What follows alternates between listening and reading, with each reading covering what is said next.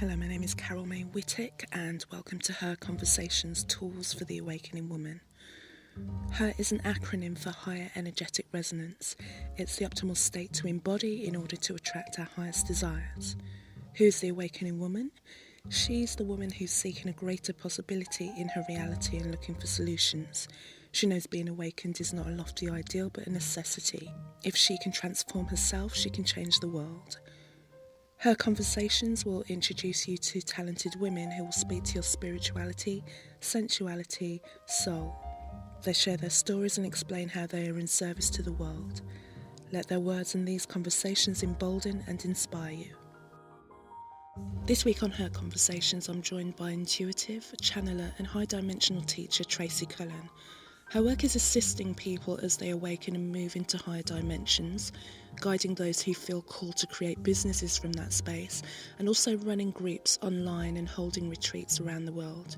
During our conversation, you'll find out what it feels like to live on a higher dimension, how old programming still can affect us even then, and why it can take a lifetime for some people to find their purpose, and of course so much more. And as always, I begin by asking each of my guests, HER is an acronym for Higher Energetic Resonance. When do you feel at your most HER?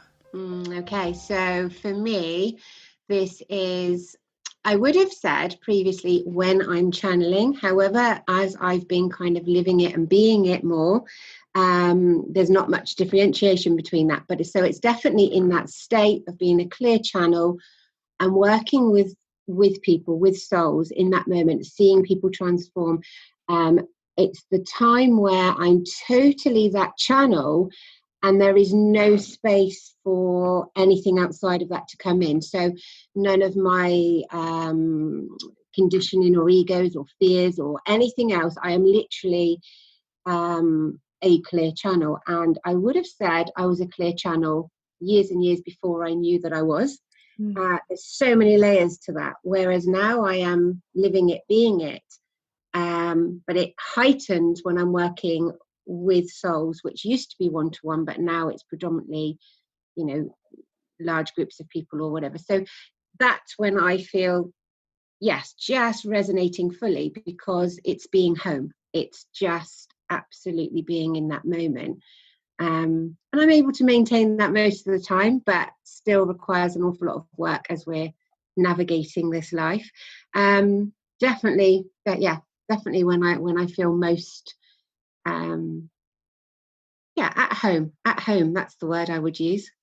That's beautiful, thank you. And let's find out a little bit more about you, Tracee. How did you get to the point where you're doing the work that you're doing now? Because obviously it's so unique. How did you get to this point? What's your journey been? Okay, so I might be great at delivering all these different sessions, courses and everything, but I always find it not difficult, but to pinpoint any one thing of times and what's happened on my journey. Because definitely the one thing that will resonate with everybody is it's been a difficult journey. But I honour that completely because I wouldn't be able to do what I was doing unless I had come through that path. Significant things earlier on in my life, being the way being brought up and maybe appreciating things, materialism and things like that has been a big thing in helping me there. And then also experiencing quite a lot of death at quite a young age, friends that have passed away, lots of other people that were quite close. So we all do have to go through that. But I think there was quite a lot in my younger years, which made me obviously at every stage of that just question what was going on. In that kind of vibration, I was then having some of these friends as my guides as well. So that was a massive thing for me, and that journey. I never tried to attain to reach any kind of high level positions or anything. Probably being a Capricorn in each of the roles I did. So I was lucky enough to work overseas in my early 20s. I was away for about 7 years in lots of different countries, but predominantly Greece, which is my spiritual home, and then India as well. And working in all those cultures, that's the best education that I could possibly have had, but spiritually too. I learned an awful lot about people in the roles that I had. And then probably a big awakening for me was India, my first visit, which is 20 years ago.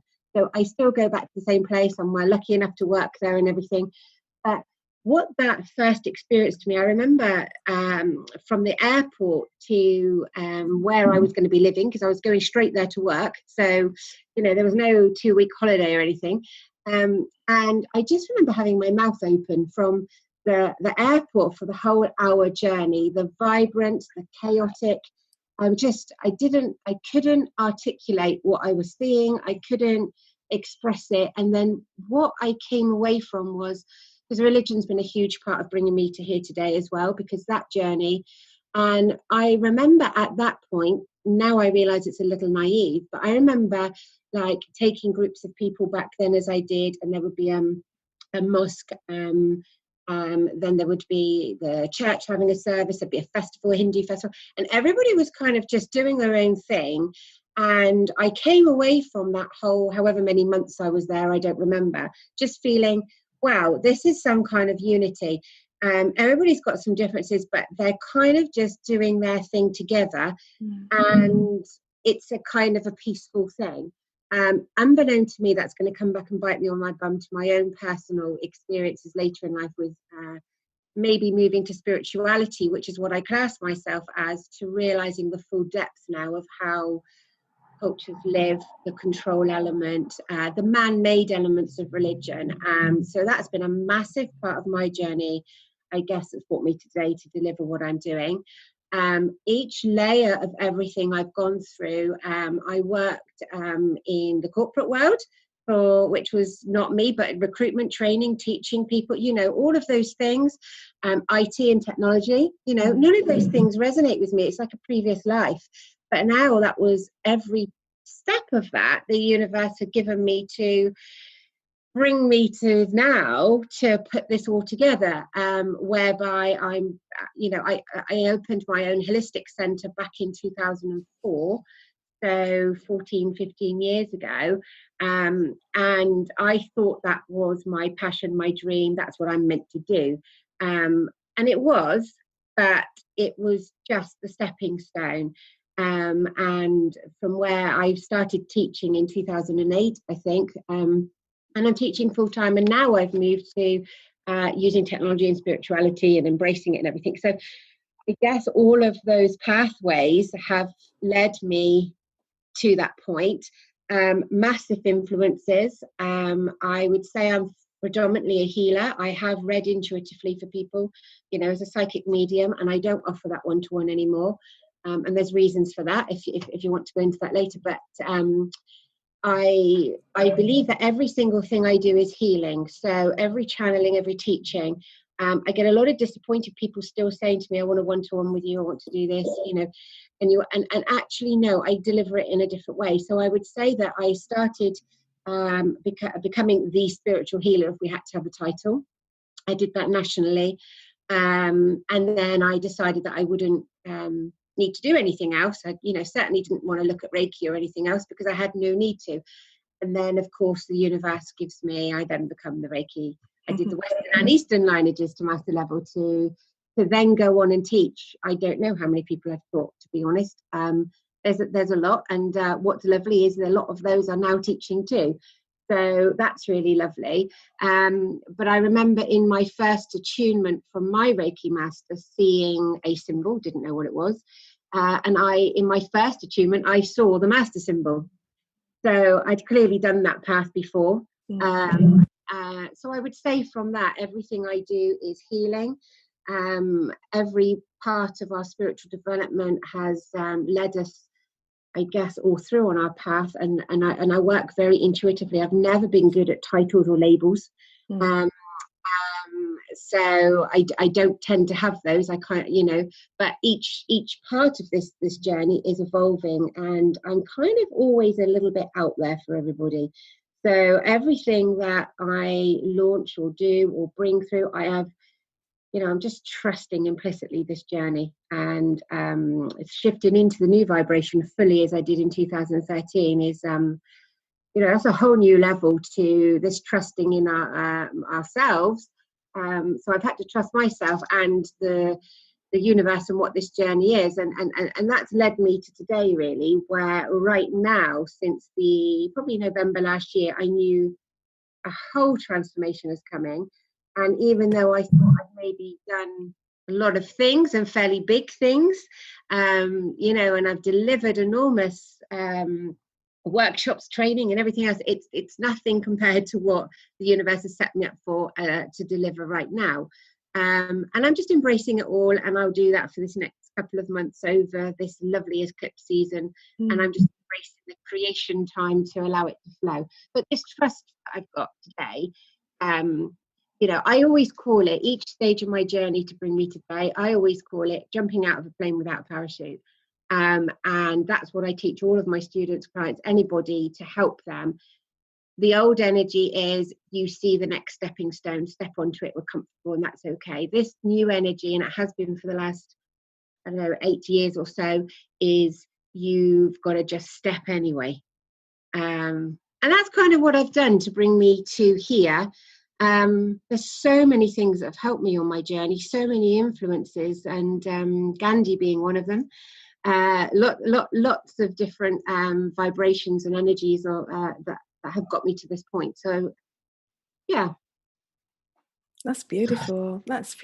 And I hear what you're saying about the trust element of things as well. It's because we've been conditioned into 5-year plan, 10-year plan, lifetime plan, make a decision about your life at 16 so that you know how it's going to be at 65. And that doesn't work, because a lot of time, and you'll be able to talk on this even more, is like the experiences that we have on a physical mind can't even imagine what is possible, because it's bigger than us, isn't it? That going forward. And I wanted to just ask you again, because you mentioned that you experienced death quite a lot of death very early on in your life, and it changed the way that you worked or thought about death. Or how did it change you? Because I similarly had a lot of death very early on in my life, and I know how it changed you. How did that influence your work? So it's a massive letting go. I think one of the most profound things, I remember actually going along in the car one day with my mum and saying, "You do know I'm not frightened of death anymore, I'll be fine." And I remember her horrified look, and then now she just kind of gets it. So I would say that was a massive thing. There is no fear. I actually think it's a wonderful place that we've, or I don't want to go into place or thing or whatever happens, because that's quite a complex, that's another whole podcast. But this energetic experience that we have at death, I feel is something that's really quite an amazing thing that we're not yet meant to know. And that's because my days then, I guess it led me into mediumship. I mean, I had, the most profound conversations with people that have passed. I'd worked as a medium as well later on in life, so I was able to give messages to people. It wasn't something I ever set out to do. It just came. And I think that is part of that experience, because I'd lost people I could resonate at that level. It's a whole different experience. But yeah, for me, it was, what is this reality? It gave me more and depth of understanding at a soul level of, we are exactly that, a soul. We're in this vehicle. And then that's kind of led me on to more levels. The way it changed me most was it started my awakening. So then you start to question, then you don't want to conform, then you can just see this whole life really. I know this is quite out there for some people, but this whole life is really just an illusion. I believe that my only purpose to be here is to raise vibration. So that can appear quite boring to others. What is that? Do you not do anything else? Yes, I do. But actually, I just think we're here just to raise vibration. And I think that came from a lot of experience in that death. I mean, a couple of friends, one particular, just pulled the floor from underneath me.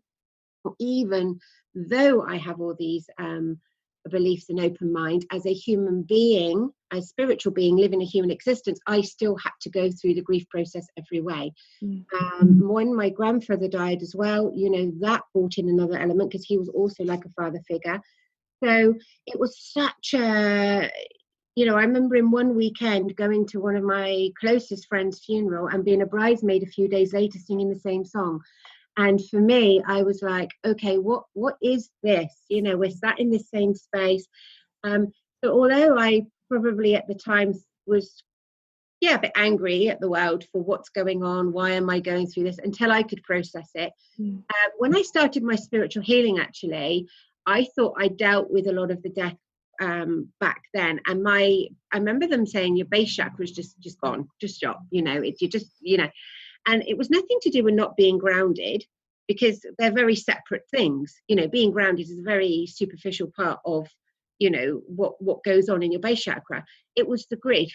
And we spend so much time working on our third eye, our pineal gland, our trying to get up there, trying to raise our vibration, that was a massive learning that grief brought to me, and spiritual healing, that you can't deliver what you're delivering without having that base chakra there, without having that I don't use the word connection really now, because I think that's still external to us, but that being, you know, that presence of being part of the earth. So there's loads of things that it taught me. It also taught me not to save anything. You know, if I've got a nice candle, I'm going to burn it. If I've got anything else, you know, we're going to use it. If I want to say something to somebody, I've got to say it. I don't hold stuff. I try to let go of it.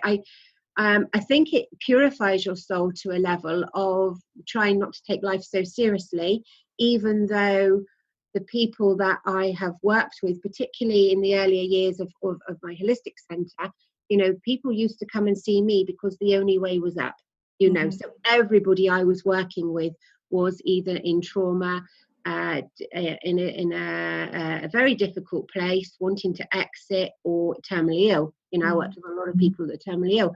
So I guess the grief process helped me work with people that were terminally ill as well. You know, how, and also that, I mean, there's names for that now. You're called a soul midwife, I think now, aren't you? But, you know, that was just part of my journey all those years ago. But what can I do to help this soul pass over? I wasn't fearful of it. I felt they were going to an amazing space. Maybe that brought some calm to them, or what they needed. You know, who knows? But yes, it helped me kind of assist others. And it's amazing how many people used to come through the door that had, you know, lost people close to them. It wasn't ever for me to really share my experience, because that would be ego and about me. That was just about, right, you've been sent to me because I get this, you know, I can resonate with where you are. This is about you, and this is what you go through. But yet their stories would always be very different to mine as well.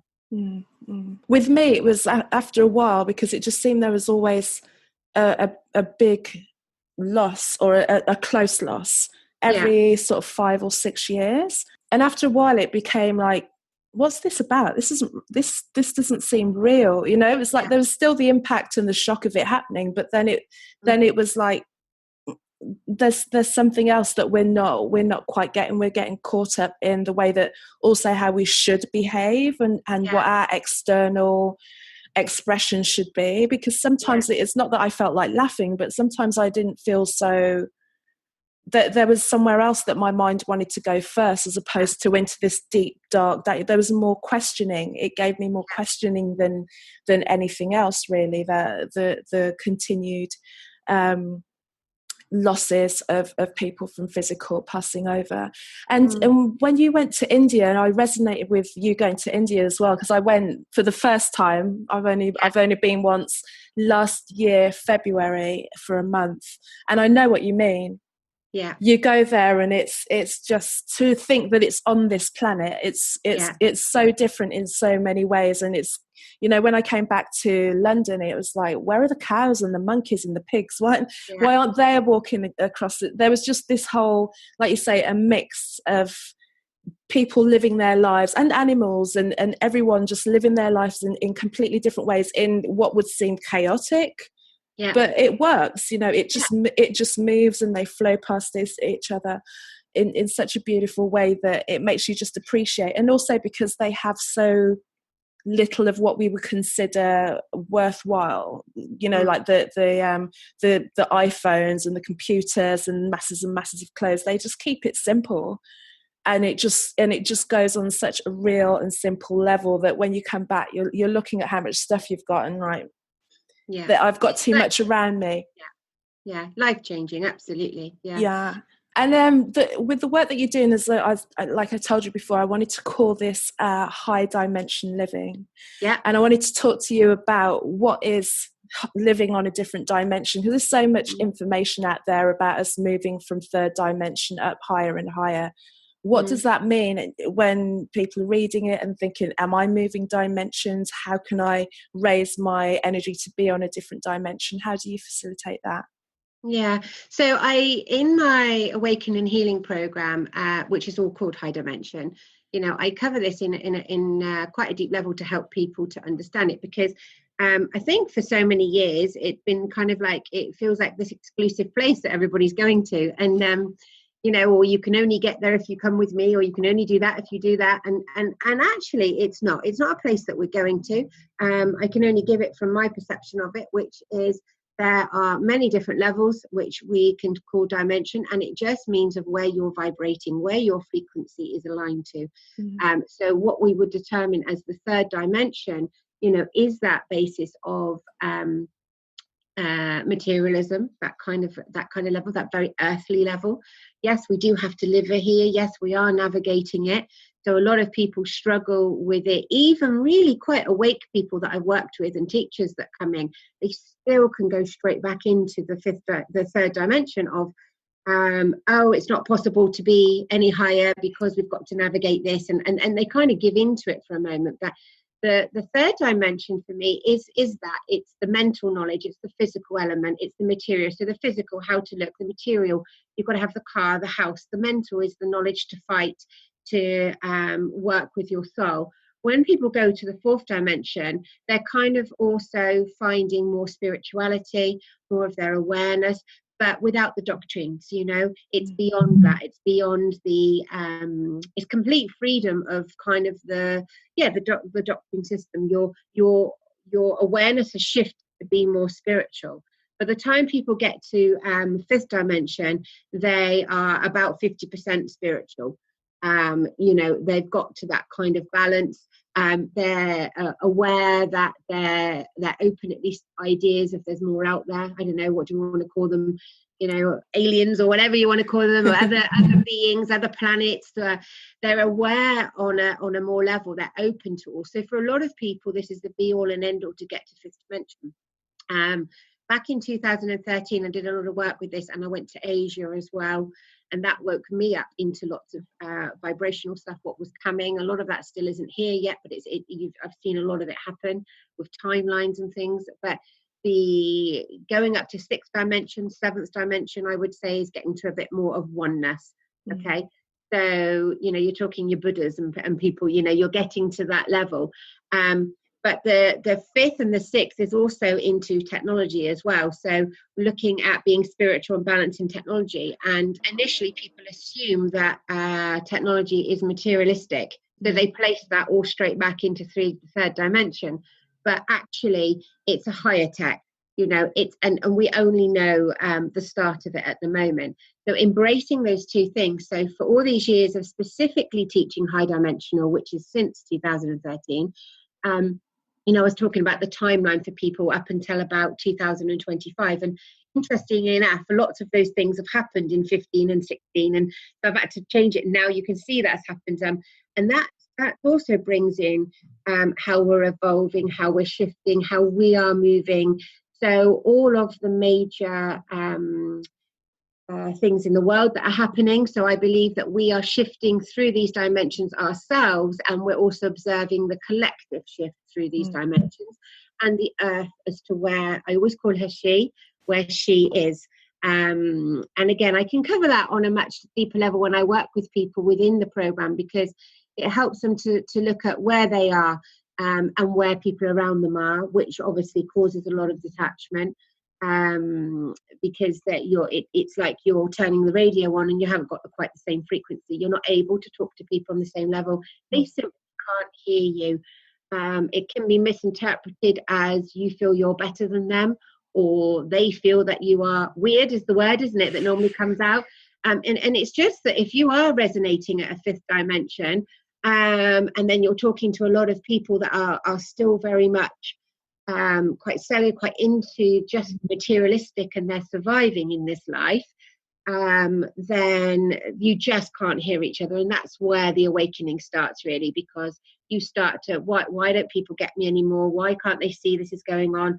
And the other thing is there's the path of ascension for me, which is how I channeled and wrote this program a few years back, was because it was the journey I had done. And then I realized everyone else is doing this journey, whether they know it or whether they don't. And each stage of that is, you may be in fifth dimension. You may go to a meditation class, tap into it and feel like your fifth, sixth dimension for an hour. And then you come straight back out the door into your local supermarket and you're straight back into third dimension. So the high dimension meditation that I deliver is, I use the word meditation because that's the only word I can feel on this earth plane that we've got, but it doesn't even feel that meditation is the right word. But I've had to use that in everything I've done, because it's the best thing that people could probably understand what it is. But it's not just a meditation where you're coming in, you're tapping into it, you're feeling great for an hour. It's about being it. So you're not going external. Lots of people are coming to me at the moment wanting to understand dimensions, wanting to shift, wanting to raise their vibration. But they're saying, I can't even meditate anymore. And that what it is that the meditation has changed as well. I've taught meditation classes in the old frequency. I've taught spiritual development in the old circles for years. And, it's a big shock to me when I had this clear message through, you can't teach that anymore, even though it was my journey, even though it was how it opened me up to read, to be intuitive. We don't have to go through that anymore. And meditation now is very just about being it. And it's so simple. It's only that we confuse it because our thinking and our minds don't allow us to imagine it can be so. We can't imagine that we are this energy. We can't imagine it can be so easy. So it's just being it. So when people go into doing the high dimension meditation, they're kind of reaching up the levels of the fifth dimension, where they're more in that alignment with being spiritual, but trying to bring that into their everyday life, every moment in their life. So even when they're washing up, even when they're going to the supermarket, it's bringing that way of being so that you can be in that reality or fifth dimension, sixth dimension, whatever you want to label it as, in your everyday life. It is a struggle because you still have to interact with maybe situations, life and others that, for instance, want to bring a lot of drama to you. So the one thing you cannot tolerate in fifth dimension is drama. So therefore, we cannot all just sit and say, I'm of fifth dimension, I'm of eighth dimension, 13th dimension. Right now, I like to think that I can stay fairly high up in the dimensions most of the time, but something will pull me out. Sometimes somebody can't hear you and you come right back down and you bring in an old behavior, an old conditioning, you respond in a way you don't want to, but you've done it, and that tells you where you're at and that your frequency is maybe higher than you initiated. You can't then, of course, fully go back into just having the three-dimensional life, because it no longer resonates and it doesn't satisfy your soul. And again, for me, what you were just saying about India resonates fully, because, when you come back, I think I can only keep the full impact of it for about 5 weeks. But you're looking at the frequencies up and down the dimensions. But, that whole thing that you said about looking at people's situations, their lives, how they live. I do work I go in and out of the slums and do charity work and all the rest of it. I've taken aid into not the greatest places, I have to say, war zones and tear gas and all the rest of it. But you do so looking at these situations, trusting and going in. But what it does is it doesn't make you you don't become judgment of others in that way, but you just have to change your own life. So I live really modestly. I live in above where my center was. I stripped back probably half of my life about 4 or 5 years ago. I don't choose to live that way. So it's just, I'm not comfortable leaving the tap running when I'm cleaning my teeth and things like that. I appreciate water. So I think that also has an impact on what we're saying with 3-dimension, because materialism is just appreciating everything that we've been given by the earth, really. And India is a big part of that for me, because, you know, I look at these people and they are far, far richer than me and anybody I know in the UK. I don't get all the time how they adore us, because after the rule and everything, but they do. But they aspire to be westernized. And I absolutely think the truth is we aspire to be as they are. We're trying to seek our souls back to that space of where they are, because whatever they have in materialistic is, you know, I think it depends on you as an individual. How do you judge success? Okay, so I had a conversation with somebody quite close to me a little while ago, actually, and it was judging something had come in and it was about success. And I said then, how do we judge success? If you judge success on your salary, your title, your job, what car you drive, then that's a whole different thing. To do we judge success on how you live your freedom, your spirit, your kindness, how you live? Because, you know, it's a whole different thing. And that all has to do with which dimension we're on, which frequency, because you can't even see half of that if you're just in a closed off 3-dimensional world, you know, because you're determining yourself because of our conditioning. And I also hear a lot of the time, well, the Western world, particularly, you know, the UK and America, is we kind of have all the answers. We are the intelligence. We have everything else. And actually, if you strip away our money, what have we got? Because if you look at countries like India and what they have wisdom, knowledge, they have a sense of peace. Their technology is so advanced, their doctors and dentists, we couldn't survive without them. So when people aspire to be like the West, I do believe it is only because of money. And in fact, they say we're about 3 steps away from being third world anyway, and I strongly believe that. So, and I think probably our homelessness and food banks and everything that's appearing here as part of the awakening in the UK, that's going to shift people from 3rd dimension to 4th and 5th quite quickly, because people are waking up. They haven't got that money to fall back on. You know, it's awareness. We can't just sit here as secure as we have before. And the thing about when you're talking about money, and when I've kind of changed jobs that I've been doing and taken a pay cut and everything like that, because you hold on to the security of a certain amount of money that you're always going to get on a certain day, thinking that that's your security. And then when that goes, I remember when I first got made redundant, I mean, I had a little bit of money from tax returns and redundancy or anything like that, but there was no one. I didn't have a desire to rush back into it, which I never really did.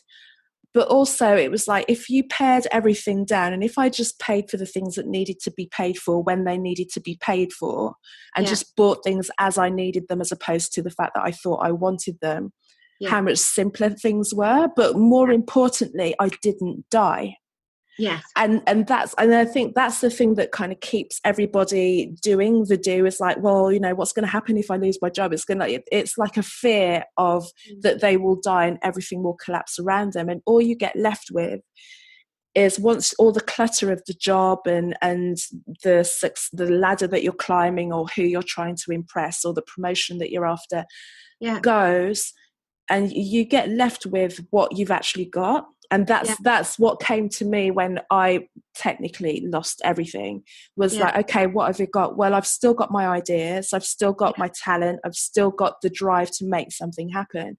So, and that's what I felt about going back to India. It was just like, it was just back down to the roots and the core of it, with very little distraction other than just deal with what you need to deal with at that time. Yeah. Absolutely. And, you know, as you know, one of the main things I'm doing now is the high dimensional calling and follow your passion. And that's because I've turned it into a course for me to actually help people do it, because I've been doing it for years anyway. And that is the cycle that they all go through. And it's the cycle I went through. And you're absolutely right. It's fear. And that is all it is. How we are controlled. So it's the thing that we are particularly good at in the UK, particularly if you go back to Indian history, is we are phenomenal at divide and rule. Okay. And that's how the structures of government keep us where we are, because we are kept there under fear. Because it's quite a clever thing, really, to imagine, controlling all these thousands of millions of people, just from different offices. How do you get people to do this? How do you get people to conform? And that's how you do it. So follow your passion. Now, I don't talk about this very often, and it feels a little bit uncomfortable, but, here I am. Through my previous jobs and going into the corporate world, which I never intended to do, I just came back from overseas. Worked, as I said, in recruitment, IT and everything else. And then one day found myself as MD for this company. And the title was never anything for me. And as I was doing it, all I would do is I always work with my passion. I always follow my passion. So and that still involved helping people to that level. So, and then I started, okay, right, I need a holiday, need to go away. And I remember coming back and saying to somebody, right, and I counted the days until the next holiday, and I heard myself do it. Anyway, long story short, the universe stepped in, and I had to leave. And because of the role and everything, it was, I had to kind of be available for them for 3 months, so I could step out and whatever. So all I had was just that money there and nothing else. I didn't own a house or anything. And I remember them thinking, right, I'm going to go in there. Well, I didn't know at the time. I was still trying to follow my passion. I knew what I was going to do was with my hands. I was given a very clear message that I didn't need anything else, wherever I was in the world. It was just going to be myself. So you start looking at that. You start analyze everything, thinking, well, I know it's not a hairdresser. I know it's not this. Anyway, so to get to that, I had to keep going through the cycle of fear, you see, the same as you just said. So how could I leave? I can't leave because I got the salary. I can't leave because it pays for that. I can't leave because it does that. And so the people I work with now, they go through that cycle. Some people will do it for a few months or a few years, and it will take you back. I've got children. I can't just do what I want. All of these excuses, which they are brutal. I challenge people with love. But actually, you're meant to follow your passion. A long story short, I was left that place. It was before I set up my centre that I'm sat in now. And it was, in the end, I ended up doing aromatherapy, reflexology, and all of those kind of wonderful things. A couple of things happened. One, this property came up. So bear in mind, I haven't got my salary now. I still, to this day, Carol, can't tell you how I got this, but I did. There was support from people, very strong feminine energies around me, which I'm eternally grateful for, but I still can't believe this happened. It was also the same year that one of my closest friends died. And I didn't only put that together a few years ago to realize it all happened at the same place. And I remember standing in my local town, counting enough money to buy a bag of potatoes. Okay. I retrained, did reflexology and the other, my healing and everything else that I was drawn to do. It was the first time I'd ever had a credit card, so I'd never say to anyone, go and do that. But back then in that energy, it was something that paid for my courses, Then I just paid it straight back and then that was done. But I'm just saying that was how I did it then. It wasn't a big amount. It was a small amount. I never overspent. I just did it. I still did, as you just said, what can I afford right now? What can I do? I've known hardship as a child. And I've known amazing love through hardship. So that kind of taught me lots of lessons.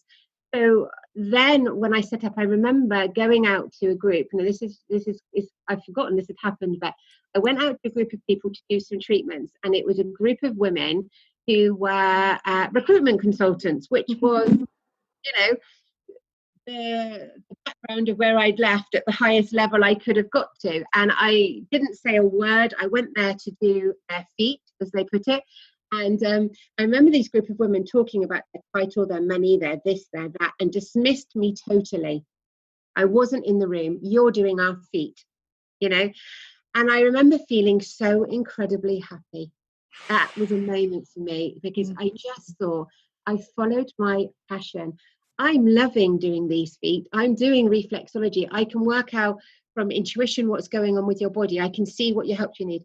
And it was a massive thing that I would have had to have employed these people, a few months earlier. And yet I was totally dismissed. And to this day, they'll never know. And I'd forgotten it had even happened. So it was clearly quite a poignant moment.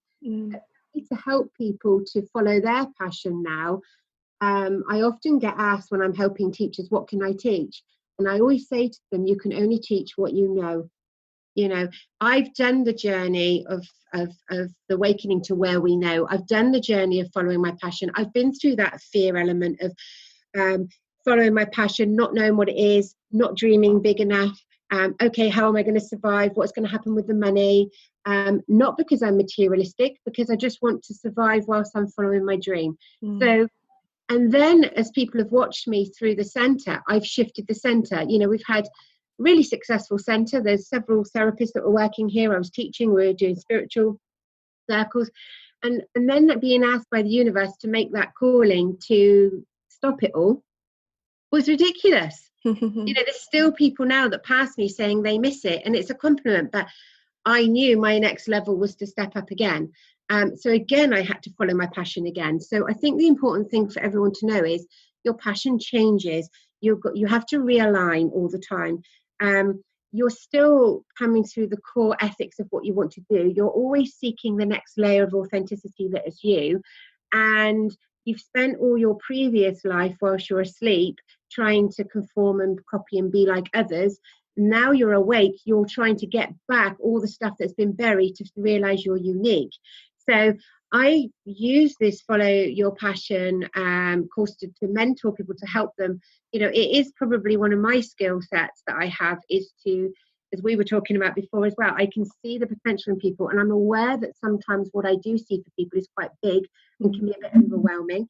I try to bring that out in a way, because, you know, the same as if you told me what I would be having to deliver right now to the day I left to go and learn my reflexology, you know, it would have been too much. It would have been way too much for me at that moment. So I understand that, but I do push people, because I think if you aren't pushed and you're not, you know, push it as in challenge with love to bring it up to, I don't entertain the fear for people.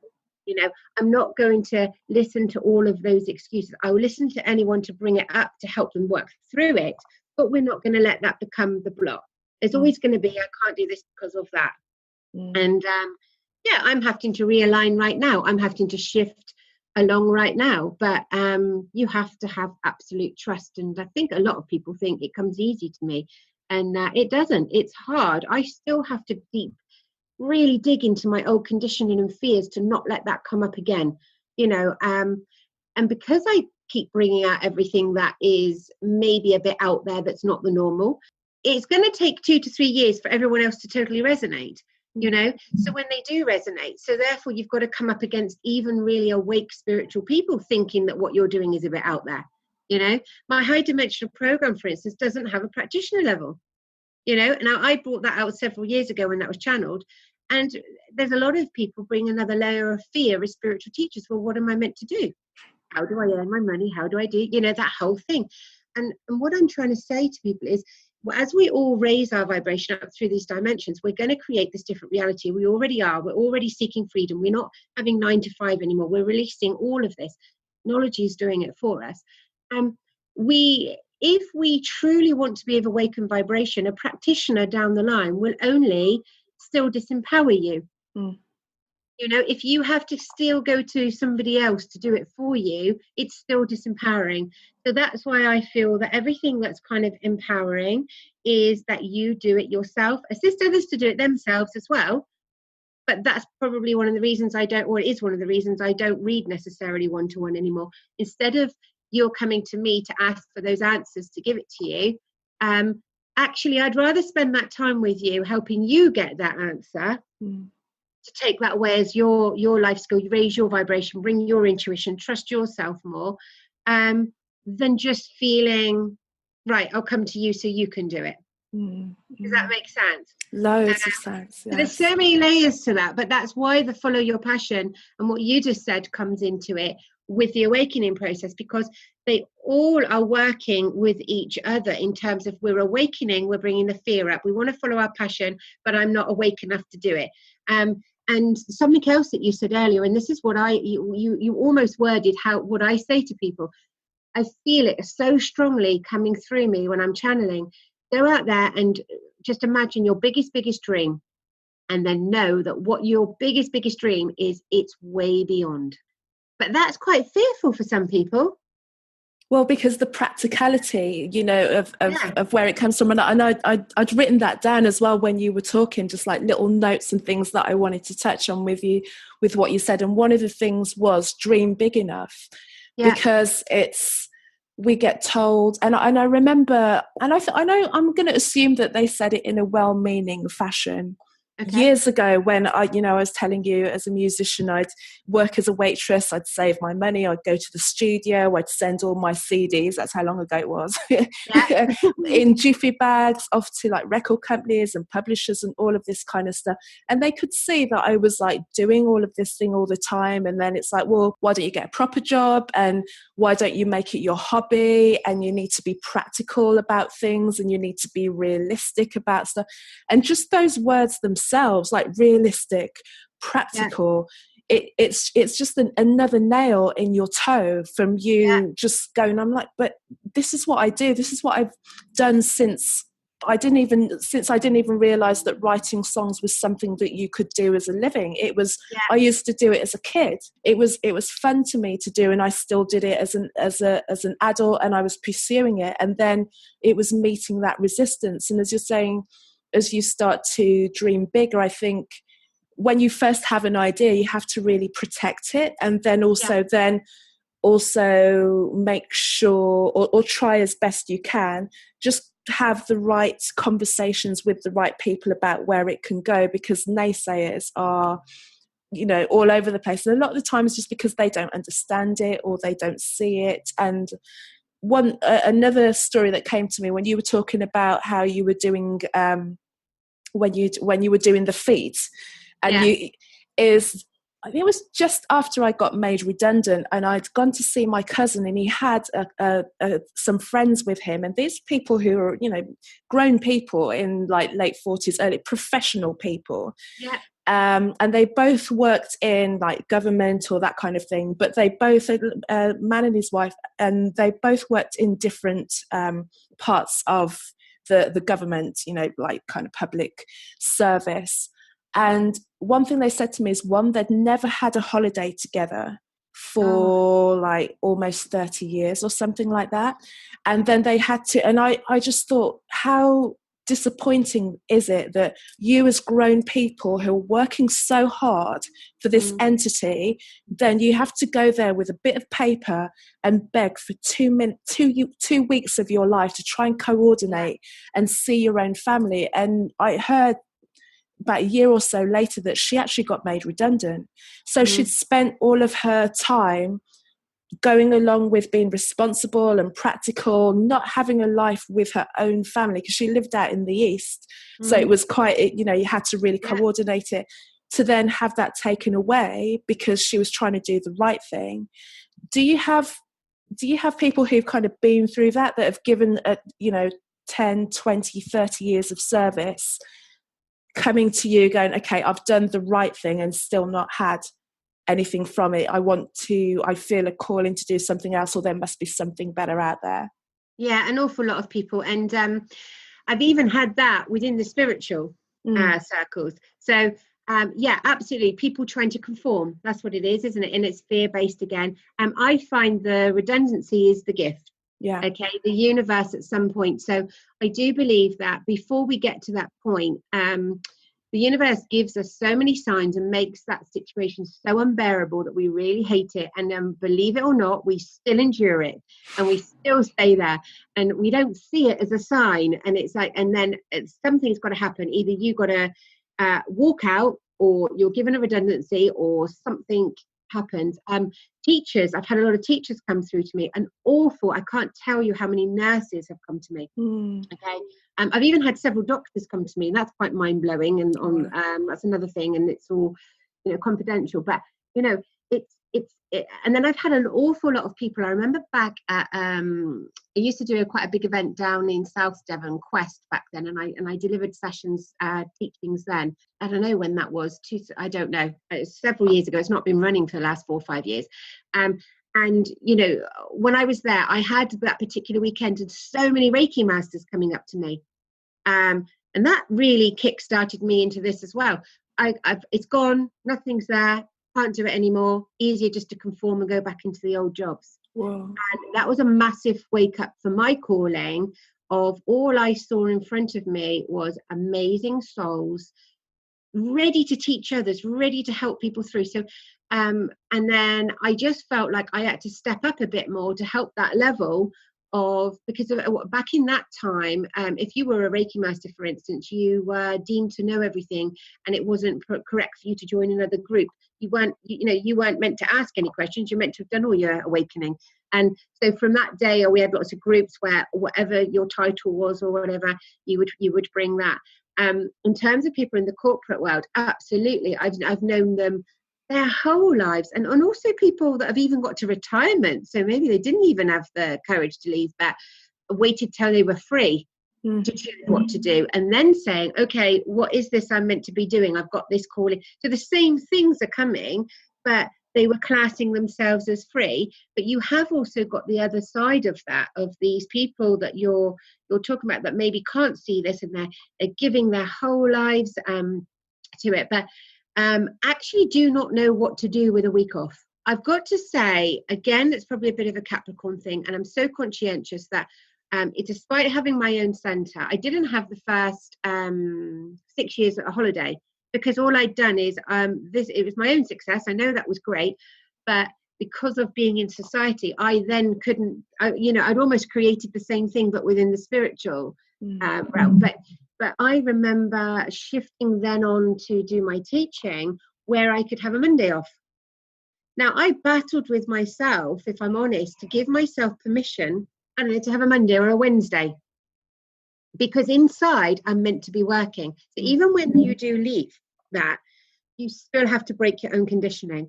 So it's okay to say, I'm doing this for them, for that job, for that company, for my family, for money, whatever it is.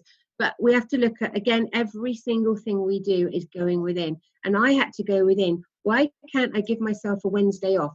Why can't I do that? Why can't I go, I've spent months and months abroad. I've lived overseas. I've had that freedom. Something here in the UK is you should be working. You're even now, I'm a little bit more relaxed on a Sunday. That shouldn't really come into it, because we're letting our freedom come through. I'm working harder than ever in many ways, more hours than ever, but in a whole different concept. But so many people, yes, that have gone to do what they feel is the right thing. And of course, when I do the last couple of years, I've done a big spiritual event down in North Devon, and we do that to support the homeless charity, who are amazing. And I spent some time in with them, because I didn't want to just collect money. I wanted to know, what do you do? How does it work? What will help you? And I tell you what, there was a lot of people that had to go to their door that had been in this successful corporate place that you were talking about, but only in a matter of a short period of time had lost everything. I think we forget that. Even now, if you are a self-employed person, you're deemed a bigger risk to borrow the money. You're deemed a bigger risk that you might lose your job. And it's just conditioning. Actually, nothing secures you in the corporate world as a job, in that contract. So an awful lot of people, they are at that level. They are dedicating 10, 20, 30 years of their life, but there are no guarantees. That doesn't mean that they keep their job. And it's a massive, it's another awakening, isn't it? To know that in many ways your future is dependent upon them. At least when you have your freedom for self-employment. So the last few days of running this as a centre, I started to get all of the girls, not girls, because there was a mix of both, I got them to become self-employed. I wanted to step out of the system. I can't conform to the system. But I would say, out of every single person that worked for me in that period of 10 years here, have all now got their own businesses, and they're all self-employed. I didn't sell the business. I gave I didn't give the clients away. Clients have a choice, but I pointed all the clients in their direction. They've all set up. Empowering has got to be having your own business, your own work, your own vocation. not this corporate world for when anybody can tell you to leave tomorrow, you know. And it's just another fear tactic, I feel, that this is safe or secure. It's and the thing is, when I say to people a lot about following your passion and what you want to do, and you know, because a lot of people will come to me and then they will just resign, okay? And I don't ever say to people, go and resign. Of course I don't. There's a few stepping stones to do. But some people have got to that. They can't do another day, okay? And they just have to leave. But, you know, when I say that to them and they just don't know what their passion is, and that's one of the biggest blocks as well when they want to join this course with me. I don't know what my passion is. I don't know what I can do. And it's because we've not had enough space in our thoughts, then in our heart, to even know what do we do, what do we enjoy, what do we like, what am I good at, what can I do, because we're taught in the old vibration to put ourselves last and we get rewarded for it. If you really pull out of somebody, what do you really enjoy doing, they're going to come out with something quite creative, and I'll say, when's the last time you did it? And quite often it will go back to school. Oh, I like listening to music, or I like playing an instrument, or I like drawing or painting or something creative. When's the last time you did it? And lots of people, myself included, when I was back in that way, hadn't taken the time to do it. You know, they don't know what their passion is. I work with people because I can bring together with it, I guess, the skill set of the business as well as the spirituality, because that's fundamentally to get you to do your passion, and help people that have got an idea that they want, or they've got too many ideas, okay, and we've got to pull it back down to get started. And I've got a way of just trying to help people to, I've got no idea, because I've been working for other people for so long, I don't even know how to think. I don't know who I am. I don't know what I want. And even if I do know that, I haven't got the confidence to do it. Yeah. Or nobody's going to listen to me, or it's down to self-worth. It's down to it's always going to be back to the solar plexus, isn't it? You know, free will or fear. So yeah, an awful lot of people that have, like you say, they use those words, done the right thing in the corporate world. And I think my early days of working overseas, I worked for a tour operator when I first went over. We had people coming over that you look at people then who had never spent a week together. You know, you were in what you're saying of you know, they hadn't had a holiday. You've got the other side of that when people do have a holiday, it can cause an awful lot of breakup, because they are not used to interacting in a time of freedom of a week, 2 weeks. Most people, if you're lucky, get a weekend, but not even that, of actually together. They're not sure how to communicate. They're not sure what to do unless they're busy or work. Yeah, that woke me up. And like I say, that's going back 20 years now. I was really aware of that then. And yeah, I can see it still now, but on a totally different level. Yeah. Yeah, exactly. And it's seeing it still happen. But I hear what you're saying. Even as a self-employed, freer person, there are still, you know, like I said, this morning I had like a late night working yesterday, and I had to go out this morning. I knew that I was going to see you, but I was like, I just needed to have like half an hour of closed eyes. And there's still, it's Tuesday morning. What are you doing lying in bed? It's like, but I'm working, but I'm going to be more effective. You know, you have to have this conversation with yourself. I will be more effective if I just have half an hour of shut eye and then get up and do it again, because this is just as much work as it is anything else that I'm doing. It's like when you're building something for yourself, you have to understand that a lot of the time you have to build it first before any kind of monetization comes from it. If it does, or it'll come from a different avenue. And one thing I've learned in doing things and enterprises for myself is be very careful. Like I said, I have to be very careful about who I tell, because anyone who is still in the popular paradigm will just be like, well, how do you make money out of it? It's just that's like the first question. It's like, well, if it can't be viable, it's not a business, it's a different way of thinking. And it's that, again, stepping out on faith, on having that idea, just going with it, and then also allowing yourself to go, I've got a vision of where this can be. And I've just been over the past week with conversations that have led to people sending me articles about stuff and reading about other businesses and seeing how it can work for me. It's been like, oh my gosh, you know, and it's like this, yeah, this could be something, right? Okay. And then seeing like what the possibilities are, and then kind of pulling it back and going, right, what can I do right now at this point, instead of freaking out and going, oh my God, no, just running for the hills with the whole thing. Yeah. Also, I just think to say that for everybody is, when you're awakening, that is the one thing that is really prominent. You're having to listen to your body. So as we're awakening, so if you look at the third eye, pineal gland, the melatonin that's produced, going into the science of it, the rhythms that works with your bodies, your rhythms, your sleep patterns, everything that's produced. We are spiritual beings, and a lot of people are still trying to remember that they're a spiritual being living a human existence. So therefore, we are not designed to actually eat 3 meals a day, sleep at that time, and wake up at that time.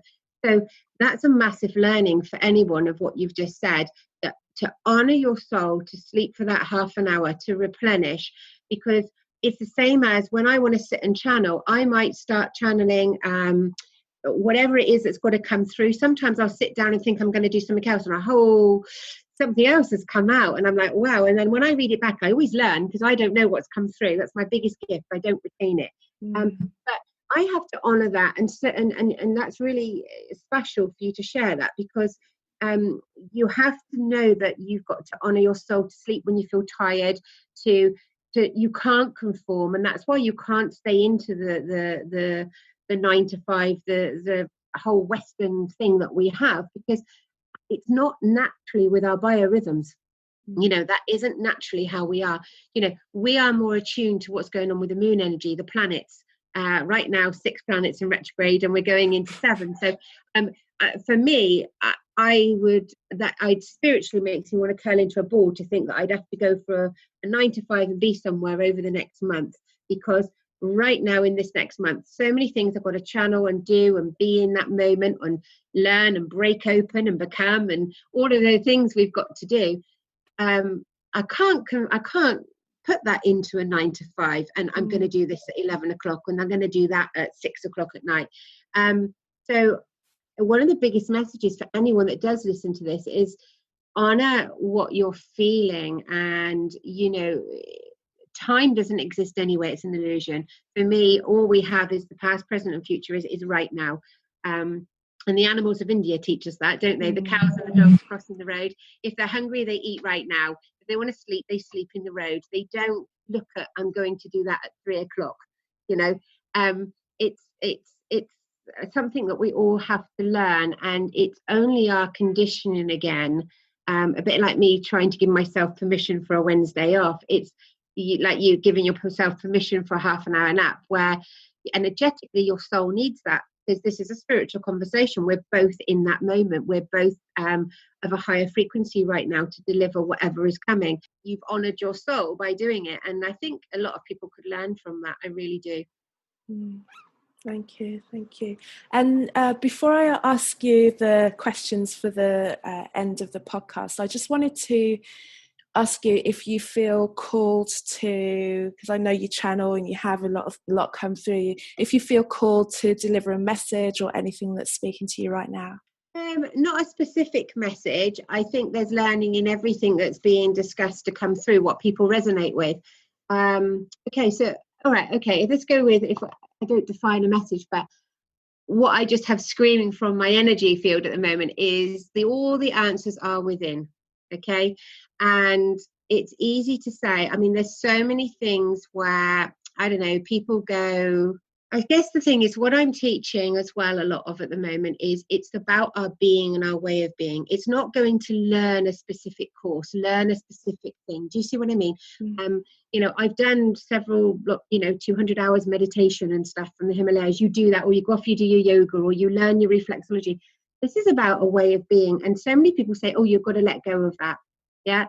Or go within. But nobody tells you how to go within, how to let go, how to do that. So I just want to say, everything is within. So anything you do externally, even meditation, you're still disempowering you.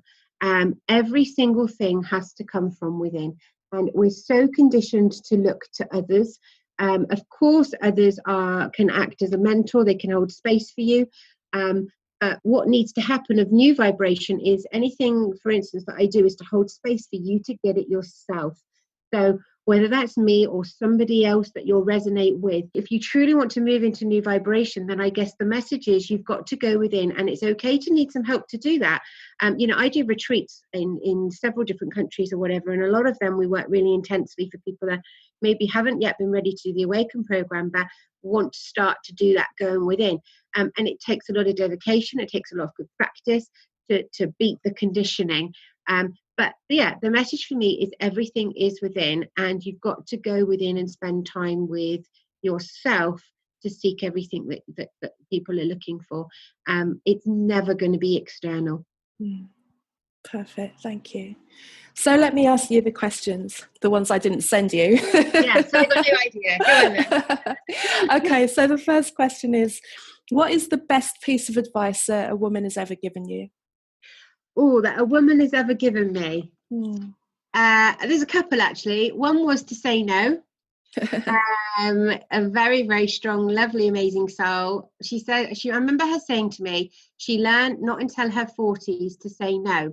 And she said that it can be flowered up in any way, but quite often doesn't actually make a difference to anybody else, but it makes a huge impact for yourself. It's not a negative thing. It's just honoring something that you just have to say no sometimes, so that you are just not continually people pleasing, I guess. And that was a big thing for me. That comes along with the balance in giving and receiving. And another one from I always call her my great nan, but she was actually a great aunt probably. In fact, she was the first person I'd seen that had passed away. I think I was 8. And I sat with her and I felt her very strongly actually throughout my life. What's for you will go by you.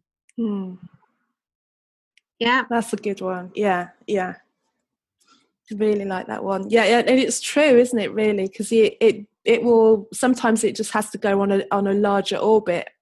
Yeah, but it gets there eventually, or you have to have 20 years of learning before you get to the point of where you've got to get it anyway. I recognise you 20 years ago. Yeah, absolutely. I was waiting. Fantastic. Yeah. And another question was, what woman do you feel represents higher energetic resonance?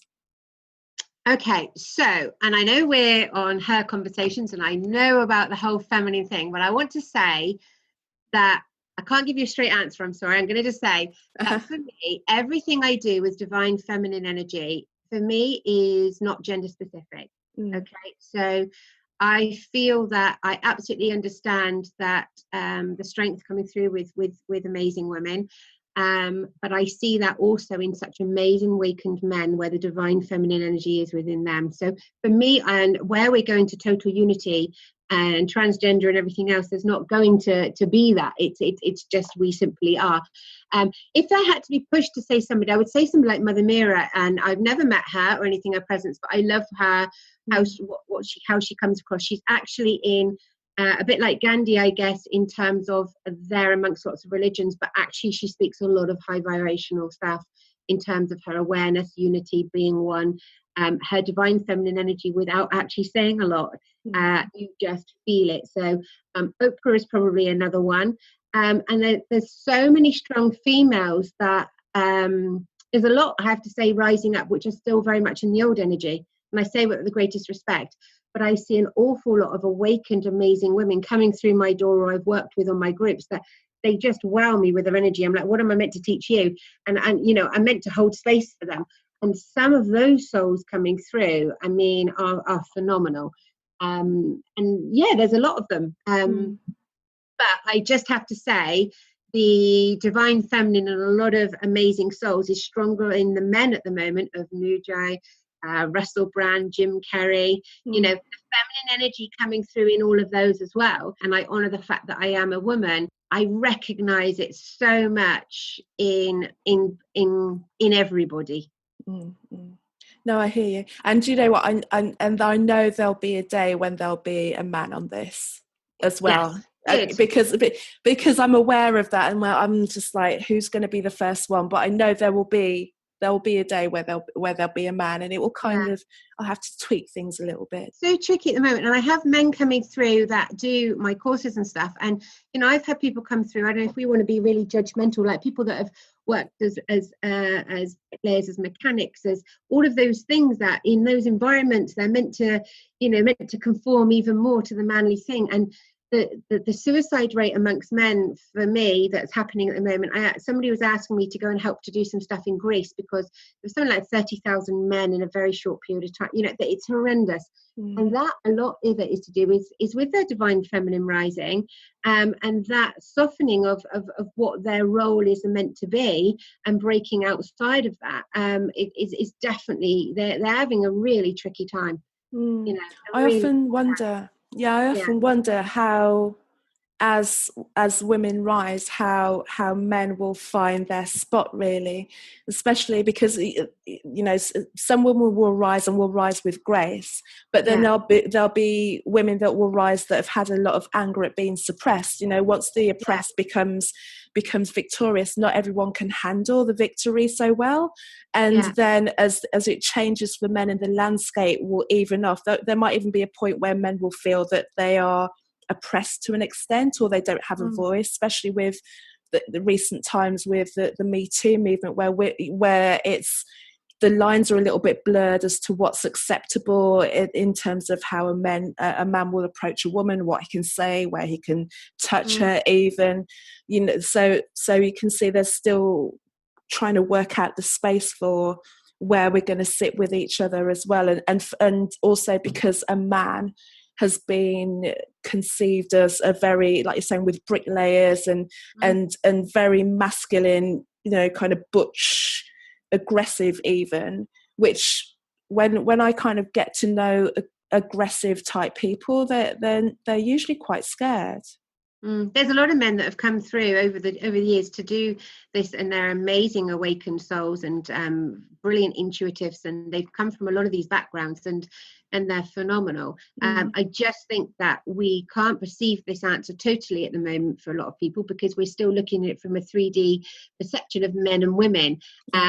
But there's definitely a massive shift, and like I say, not gender specific.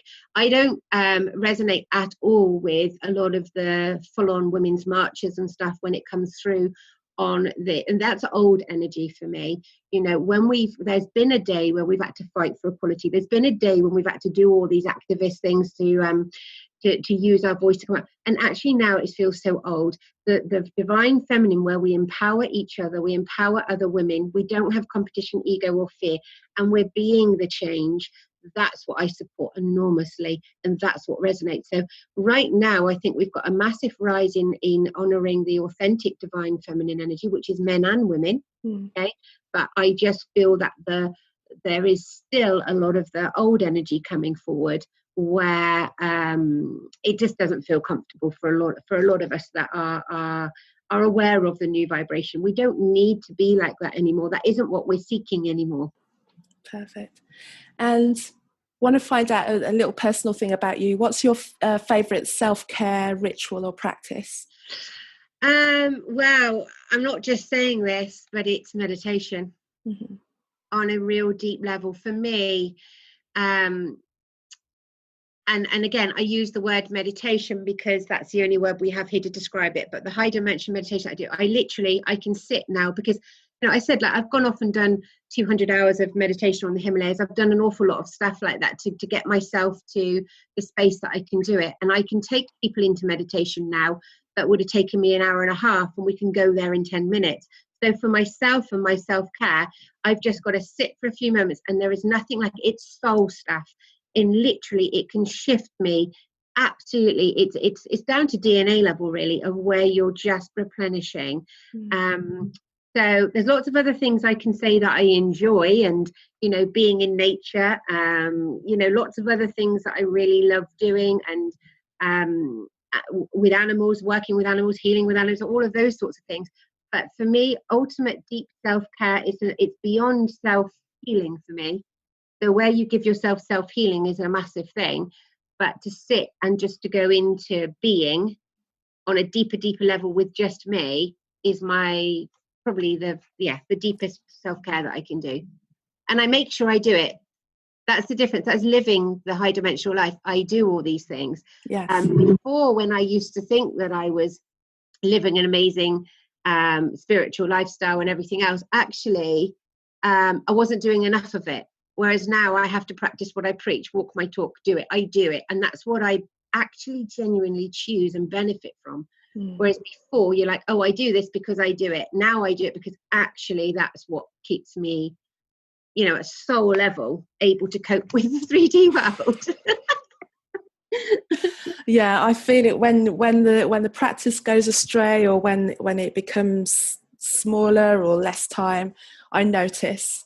Yeah. I do notice. And now it's like, who was it who said, is it a Wayne Dwyer quote, where it's spirituality is like brushing your teeth, you have to do it every day, or like your practice is you have to, it's something it has to be part of the everyday work that you do, and you feel so much better. And like you say, you're able to then travel into what you need to travel into and observe it more than actually be pulled into it, as it can pull you into it. And even if you react, then you react, but then you're noticing your reaction. You don't fully get caught up in the whole drama of it. You're like, okay, there I go again, and is this gonna, it gives you an extra perspective. It's valuable.